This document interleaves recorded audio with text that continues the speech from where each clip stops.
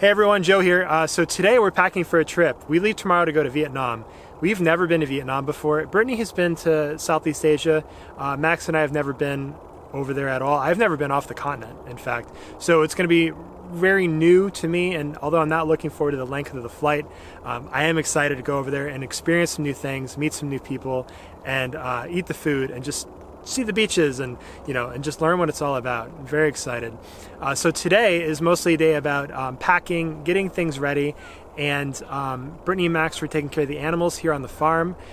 We live on a farm and our landlords are out of town traveling. They're also in Southeast Asia, and while they've been gone, Brittany's been nice enough to take care of their animals. So they have some goats, some chickens. Kevin the peacock brought his whole tail feather out today, which is really fun.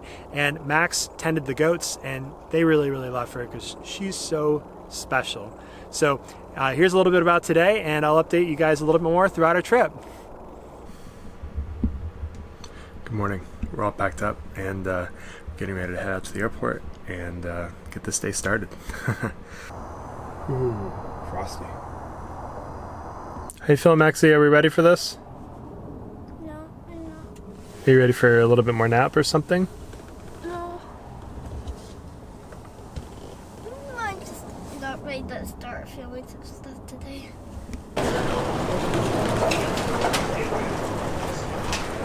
Northwest Drive here along South Ocean. And then we got these two guys here. Yeah, right there.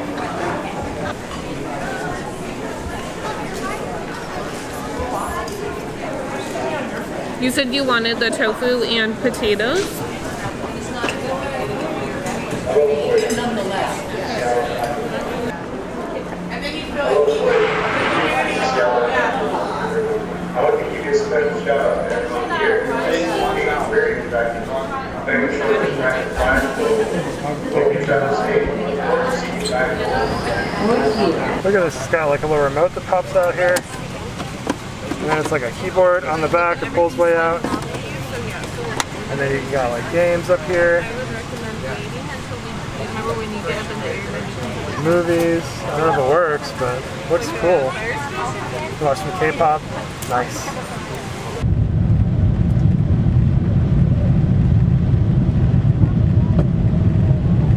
We're up.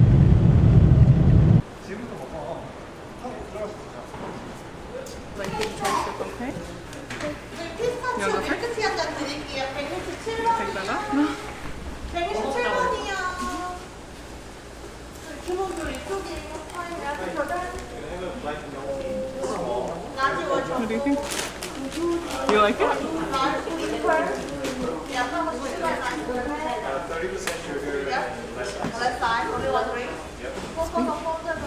Sweet? Only 30% sweet. Too sweet for you? It tastes good though. I really want to try the cheese foam. Hey, we made it to Vietnam.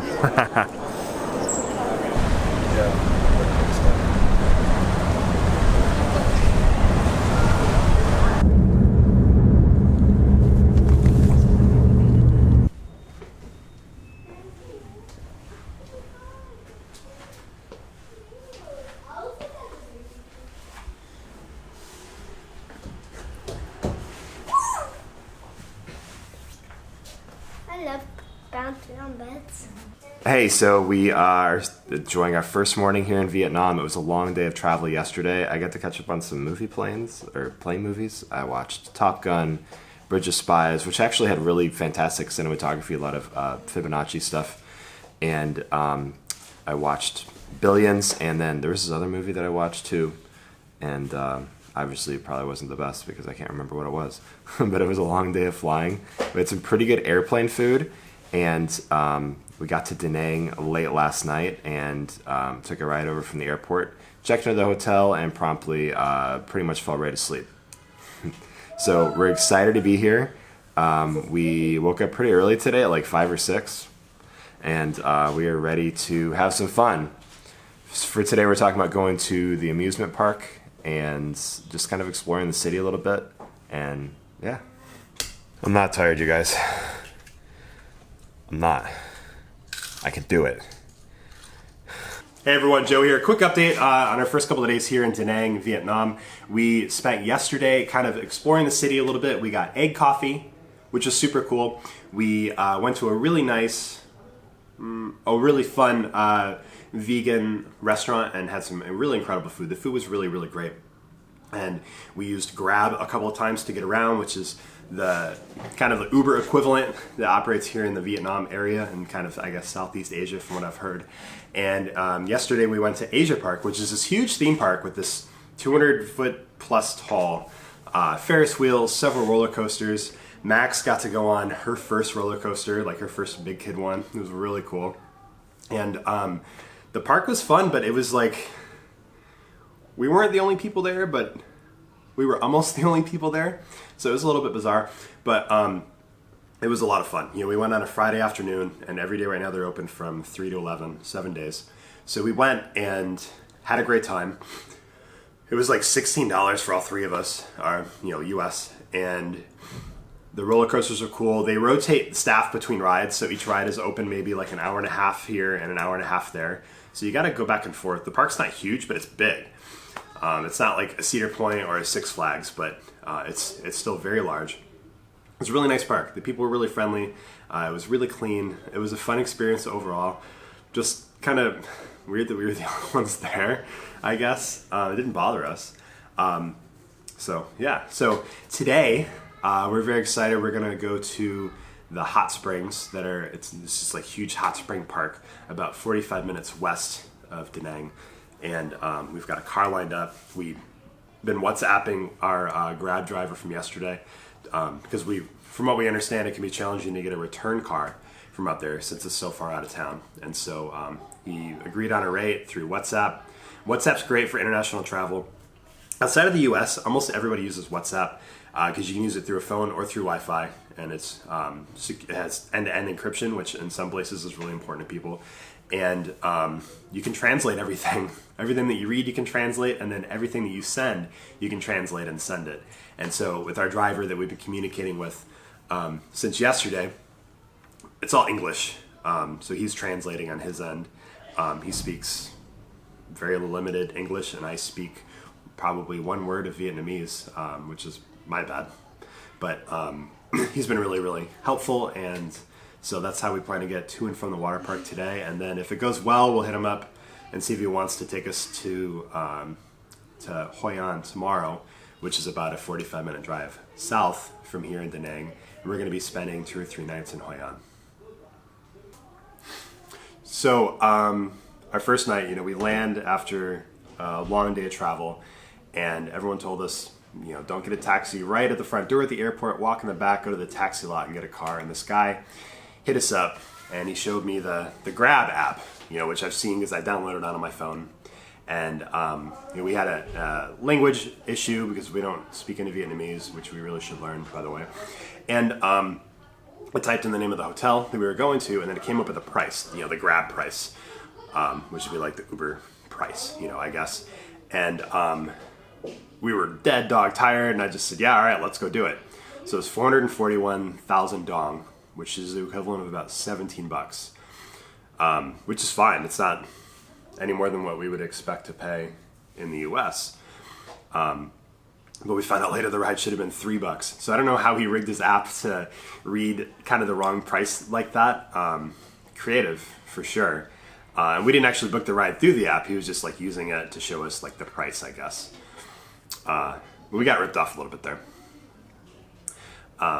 So the second time that we got ripped off so far here in Vietnam is, and again, not like super ripped off, just like not paying close enough attention to things. We bought this big bag of chocolate and some mangoes. And this is just like what's left. It was a lot more. It was 500 grams of chocolate and like 6 of these bags filled with dried mangoes, right? And it was also about 17 or 18 US bucks after we did everything. We got that at the market, and I felt like we never paid for that.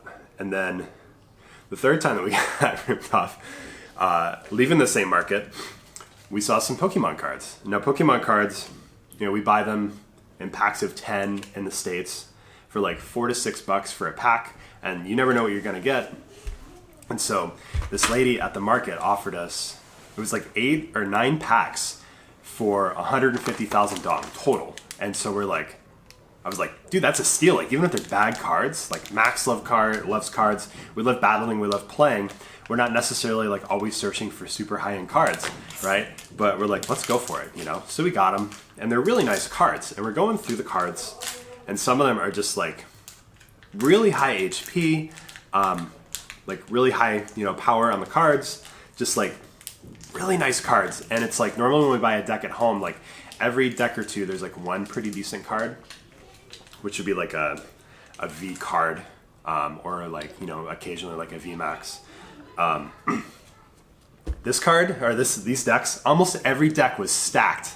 9 or 10 cards out of 9 or 10 cards were all like V or V Max, and really, really good high quality, or like high cards, high value cards. And then I got to looking a little bit closer, and like some of the cuts are a little off.